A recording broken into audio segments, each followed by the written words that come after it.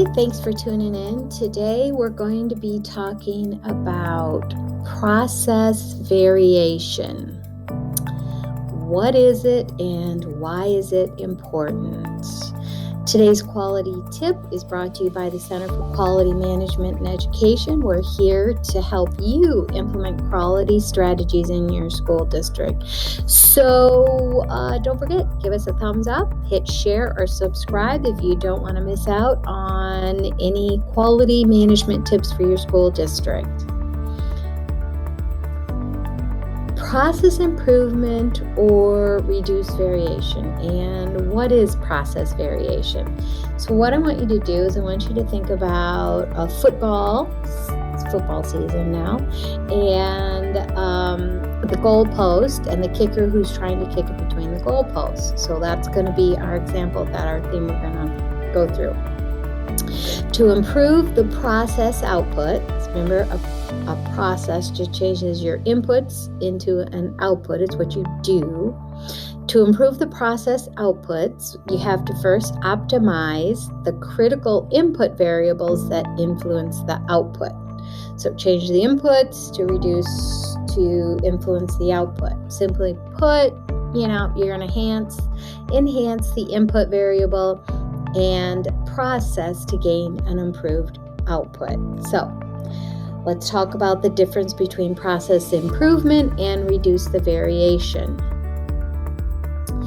If you have, say, this green one is the new process and the red path is the existing process, you can see here around middle that the variation is much greater. So let's say at the beginning of the school year, you have a large variation of data points that are spread out in your classroom or in your school district. So as a teacher, what I always wanted to do was reduce some of this variation, try to pull these gaps in so I have them clustered around one point. There are always going to be outliers, but you do want to fill in any gaps, get everybody around one point. So that would be reducing variation. Once you have the process variation reduced, then you can make an improvement. Once again, this is the existing process and here is the new process.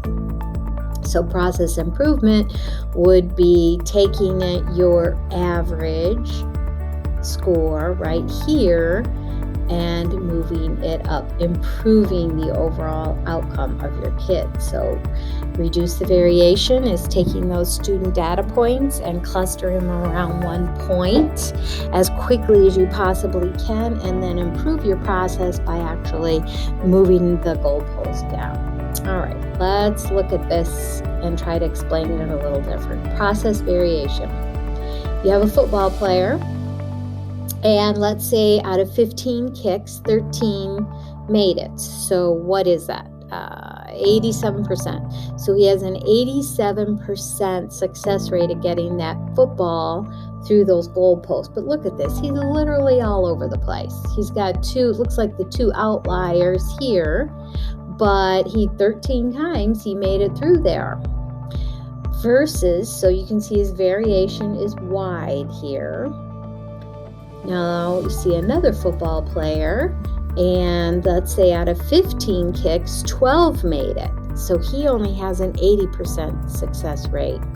But you could see it would be much easier to improve all of these data points because they're all really clumped in one little group. It would be very easy to take him up right into the center, versus the other person who had them scattered all over the place. So you want to try to reduce the variation, have them all clustered around one data point, and then improve the whole process. So let's look at that again.